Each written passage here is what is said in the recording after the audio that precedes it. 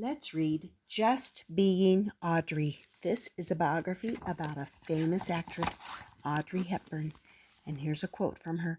I never think about myself as an icon. I just do my thing.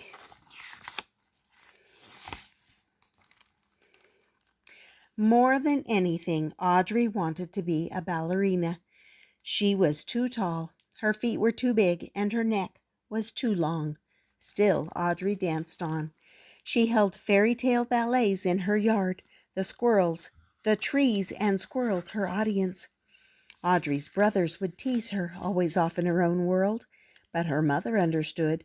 It is just like Audrey to do her own thing. Audrey struggled with embonpoint, dancing on her toes, but she loved a challenge. So she practiced more than all the other ballerinas in class. Some of the girls laughed at Audrey, saying her teeth were crooked and her eyes seemed too big for her head. Audrey knew she looked different, but it didn't matter much to her. She only wanted one thing, to be the prima ballerina of all of Europe.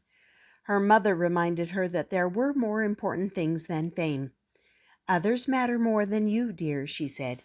You must always be kind. When Audrey was 10 years old, World War II broke out in Europe. Her family fled to Holland, but the Nazi troops marched into the country and right up to the Hepburns' front door. Although her mother was a baroness, Audrey's childhood was turning out to be anything but noble. Her family and 40 other people hid in a small house in the country. There was no heat and little food. Supplies were quickly running out, and people were starting to feel desperate. Despite everything, Audrey continued to dance. She took the children into the living room to practice ballet routines. The dancers held performances to raise money for resistance troops. The audience could not clap for fear of being found, but the smiles on their faces told Audrey all she needed to know.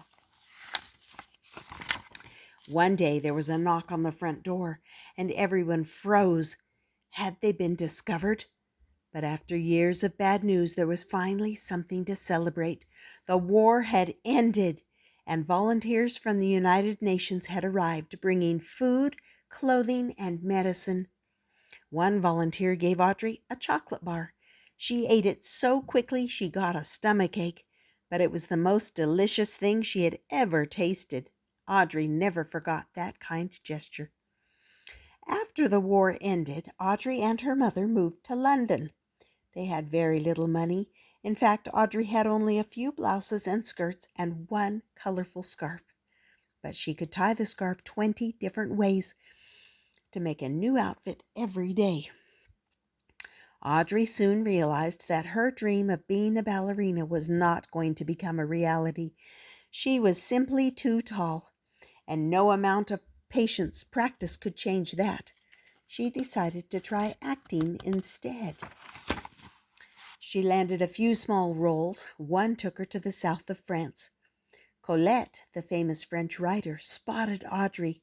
Colette needed an actress for the lead role in her play Gigi that was opening on Broadway in New York City. "C'est Gigi. It is my Gigi," Colette announced. Surely Colette was mistaken. Audrey had no acting experience. "She has that je ne sais quoi, that certain something." With that, Audrey was on her way to Broadway.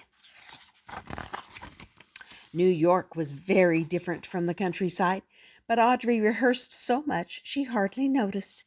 To make up for her inexperience, she worked harder than anyone else.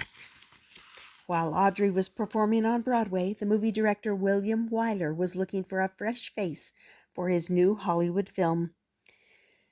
When he saw Audrey, he knew he'd found it. In the movie Roman Holiday, Audrey plays Princess Anne, who falls in love with a journalist. By the time the movie came out, everyone had fallen in love with Audrey. She even won an Oscar for her performance. Audrey went on to star in some of Hollywood's biggest movies, including Funny Face, Sabrina, and My Fair Lady. From a party girl in Breakfast at Tiffany's to a nun in The Nun's Story, Audrey took roles that challenged her, and she made them her own. Audrey often played characters who went through some kind of transformation, both inside and out. But in real life, Audrey always knew just who she was and just where she had come from. Audrey had become more than an actress. She was an inspiration. While most Hollywood starlets were curvy and wore glamorous outfits, Audrey would only be herself. She was always slender. She wore her hair short, and her clothes were simple and elegant. It was such a different style that it got its own name, the Audrey look. And the very things that made her appear awkward as a child, they were precisely the things that made her beautiful as an adult. From Los Angeles to New York, Paris to Tokyo, there were imitations of her walking about town. Everyone wanted to be just like Audrey. She didn't behave like most movie stars either. She was always on time and studied her lines to perfection. After filming, Audrey would cook warm spaghetti dinners for the cast and crew. She was the kindest actress any of them had ever worked with. Audrey starred in more than 24 movies, but her dream role was being a mother. She spent her days with her sons, Sean and Luca, and tended her garden in the afternoons. She had never been happier. Once her children had grown, she decided to put her fame to good use.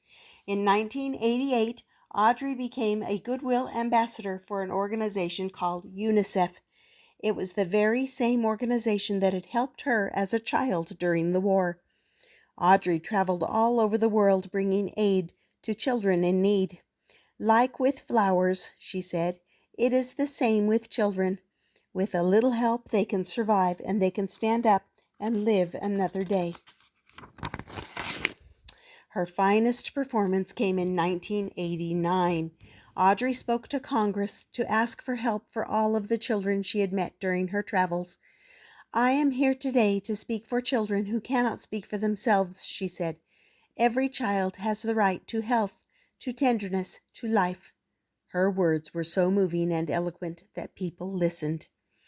Funding for UNICEF doubled, and she inspired fellow actors to join the movement. For her efforts, Audrey was awarded the Presidential Medal of Freedom in 1992, one of the highest honors a person can receive. Audrey's life was not always a fairy tale, but she chose hope over sorrow. Her legacy remains. It is in the loveliness of her movies, in the kindness she showed others, and on the faces of the children she helped around the world. And if you look closely, you can still see the Audrey look about town. And that's the story of Just Being Audrey, about Audrey Hepburn.